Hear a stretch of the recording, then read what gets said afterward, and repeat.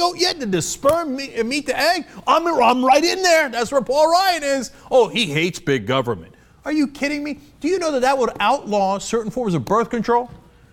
In vitro fertilization? No, you can't do it anymore because Paul Ryan is inside your uterus. But he hates big government. Continuing, voted at least 4 times to defund Planned Parenthood. Voted no to Lilly Ledbetter Act in 2009. So if women, you want the same pay for the same exact job, a sad day for you. Paul Ryan has got no interest in that, but he's got nice abs. He works out a lot. So I'm sure you're going to be in favor of it. Now, you can tell he's for big government, for big spending, has taken advantage of the government his entire life. Now, let me give you the final sense of how much Paul Ryan has created the deficit. Cut the deficit. You kidding me? Let's talk about how he created it. Now, take a look at this chart. You see in the top yellow here, graphic 43. Top yellow, that is the wars in Iraq and Afghanistan. This is all the different things that have added to the current deficits that we have. See the second orange there is the Bush era tax cuts. That's $2.8 trillion I was telling you about. So now Ryan's voted yes, yes. Those are 2 biggest parts of the deficit so far. Next is recovery measures. Yes, voted yes on those. Next is TARP, Fannie and Freddie. Guess what? Voted yes on that as well, in favor of the bailouts. And then finally, the dark blue is the economic downturn. Now, when did the economic downturn begin? Unquestionably, every American will tell you, under the Republicans, under Bush and under Ryan. Okay? So all that giant part of the deficit signed for and delivered by Paul Ryan through all of his votes. You tell me you don't like the deficit, then why did you create such a giant one? Let me go back to that graph one last time. You see the very, very bottom there, the white section? That's how small the deficit would have been if it wasn't for all the programs that Paul Ryan was in favor of. It would have been nearly non-existent.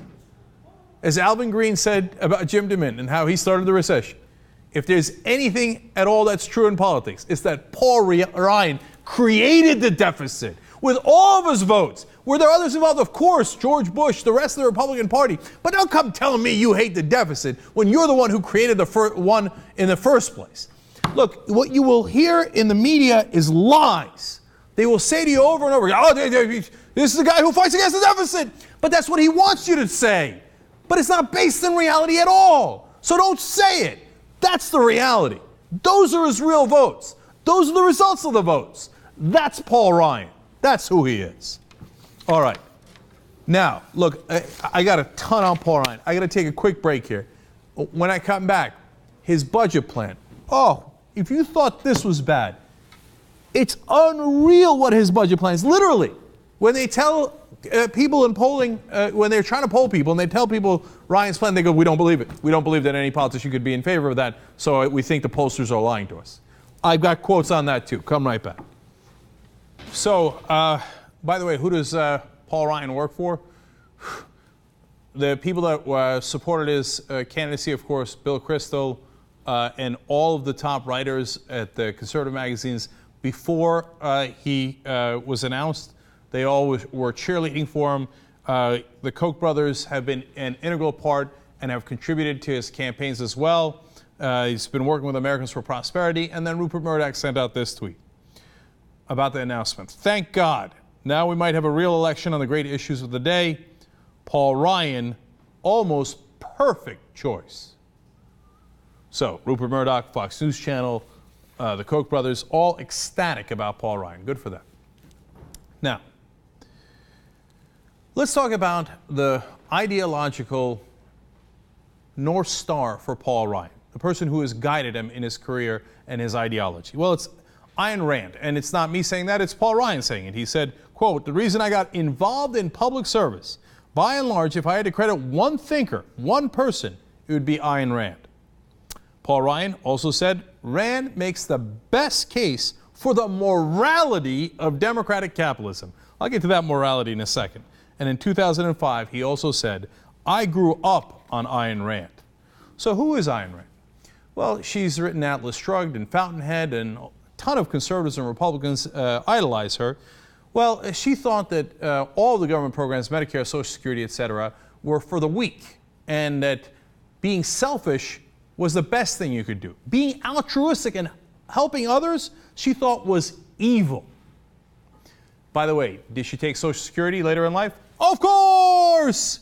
She did it under the name of her husband so that she wouldn't get caught. Why? She smoked 2 packs a day, thought it was a conspiracy theory that you would get cancer from smoking tobacco. She got lung cancer. Oops. And then she needed the money, so she took Social Security, like the fraud that she is. But let me tell you more about Ayn Rand. She said that the idea of having a woman president, even though she herself, of course, is obviously a woman, she said the idea of having a woman president is unspeakable. She said that the Arabs are, quote, as almost totally primitive savages. She said the handicapped are, quote, subnormal children, and that by helping the handicapped, the government wants to bring, quote, bring everybody to the level of the handicapped. What a terrific, swell gal this Ayn Rand is. If you think that's bad, wait till you get a load of her admiration for William Edward Hickman. Well, who's William Hickman? He was a serial killer, literally. Now, first, this is pretty tough stuff, but let me describe to you what Hickman did to a 12-year-old girl, and then we'll tell you what Ayn Rand thought of that. Here's Michael Prescott's description of how it went down at the time. At the end of the street, Marion, who was a 12-year-old girl, Marion's corpse was dumped onto the pavement. That's by William Hickman. She was dead. Her legs had been chopped off and her eyes had been wired open to appear as if she was still alive. Her internal organs had been cut out and pieces of her body were later found strewn all over the Los Angeles area. Here's what William Hickman apparently said about that crime and others. Quote, "What is good for me is right." Now, what did Ayn Rand say about William Hickman and that philosophy? Quote, "It was the best and strongest expression of a real man's psychology I have heard." Now, the reason she says that is because according to her ideological principles, she thinks of basically what's called a Superman theory. It doesn't matter. If you can do it, you take it. There's takers and there are makers. Now, ironically, Paul Ryan talks in the same language, by the way, takers and makers. They consider themselves in the maker category and not from taking from the government. But if you take from others, that's perfectly fine. You want to take their 12-year-old daughter and chop her legs off? Totally fine. Hey, that shows you're not bound by society's rules. You're not altruistic. You don't care about helping other people. You're an individual. This was the height of individualism, so Ayn Rand thought, rock and roll. Wow, that guy's a Superman. That guy's a hero. He's a real man. That's a quote. So, Paul Ryan, tell me what you think about Ayn Rand. And Ayn Rand, more than anyone else, did a fantastic job. The morality of capitalism, the morality of individualism. And this, to me, is what matters most. I think Ayn Rand did the best job of anybody to build the moral case for capitalism. And that morality of capitalism is under assault. Does that sound like morality to you?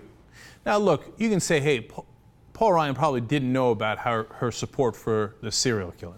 And I say, all right, you know what, that's probably fair enough. I didn't know about it until recently, okay? But it has that same cult of individualism where no one else matters. The only person that matters is yourself. The highest moral good is selfishness. That he definitely knows about. And that's why he admires her. And it is sick. You can make an argument that is sociopathic to say, I don't give a damn about anybody else. All I care about is me, me, me, me. And that is exactly the Republican ideology. That is the Paul Ryan ideology. And that's why they love Ayn Rand. You know what? If you're not sure about where she comes from, don't worry. She's on tape. They interviewed her back when she was alive. Think Progress put this together along with a couple of quotes. Check out what she had to say.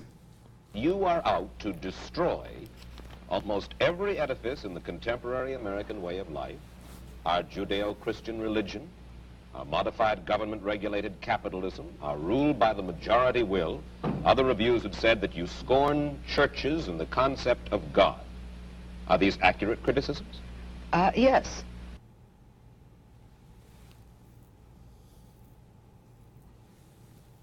Christ, every important moral leader in man's history, has taught us that we should love one another. Why, then, is this kind of love, in your mind, immoral?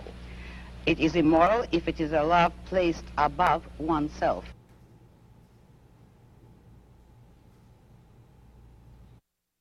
And then if a man is weak or a woman is weak, then he is beyond love?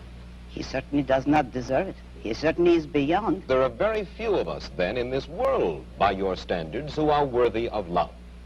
Unfortunately, yes, very few. Because it's that kind of thinking, that kind of writing that is sorely needed right now.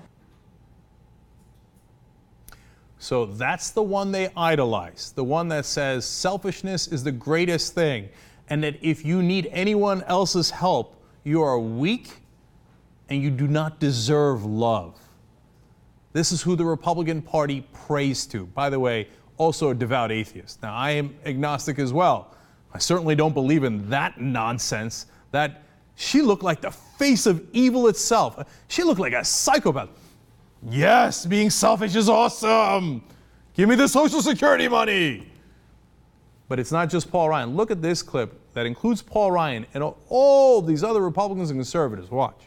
And Ayn Rand, more than anyone else, did a fantastic job of explaining the morality of capitalism, the morality of individualism. But the Paul Ryans, the Rand Pauls, the Jim Jordans, these are the faces of the new ideas. Rand celebrates capitalism and the individual. The inspiration for a lot of these young guns comes from icons of the past. Ronald Reagan, Milton Friedman, Ayn Rand. Ayn Rand, author of the novels The Fountainhead and Atlas Shrugged. Atlas Shrugged might be the second most read book in history. There were certain writers that just had this vision of the future. Over the past year, The Economist and others have reported sharply rising sales of Rand's books. Atlas Shrugged is out, so you got to get a scene from that new movie. Okay, let me go.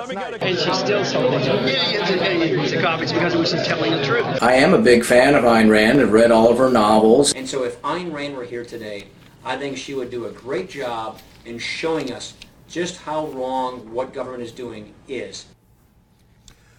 So, this is the lunatic that all those Republicans and conservatives cheerlead for. Yes, Ayn Rand, the individual. Don't ever help anyone else. Crush them. Great. That's your modern Republican Party. Sick bastards. They all should look like Ayn Rand while being interviewed. Freaks of nature. All right, now,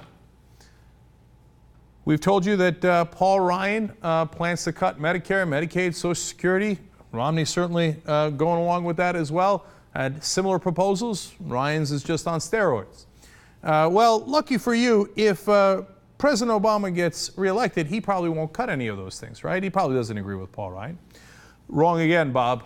He definitely will cut those things. In fact, I'm going to quote the president in a second. But before I do that, let me show you Erskine Bowles. Now, Erskine Bowles is the person that President Obama nominated to be the head of his deficit commission. He was his co-chair. He was the Democrat on the co-chair. In fact, is a report out from Ezra Klein in the Washington Post saying that President Obama desperately tried to get Erskine Bowles as part of his administration early. And in fact, now they're saying if he wins a second term, they're going to ask Erskine Bowles to be the Treasury Secretary, most important person for our economy. Now, Erskine Bowles wouldn't agree with a guy like Paul Ryan, who's going to decimate social programs, Medicare, Medicaid, Social Security, right? Wrong again, Bob. Met Paul Ryan. We should get him to come to the university. I'm telling you, this guy is amazing. I always thought I was okay with arithmetic. This guy can run circles around me. And he is honest, he is straightforward, he is sincere, and the budget he came forward with is just like Paul Ryan. It is a sensible, straightforward, honest, serious budget, and it cut the budget deficit just like we did by $4 trillion. These corporatists, they're going to rob you either way, man. Whether it's President Obama or if it's Romney and Ryan, God forbid, they're going to rob you even worse. As I've shown you before,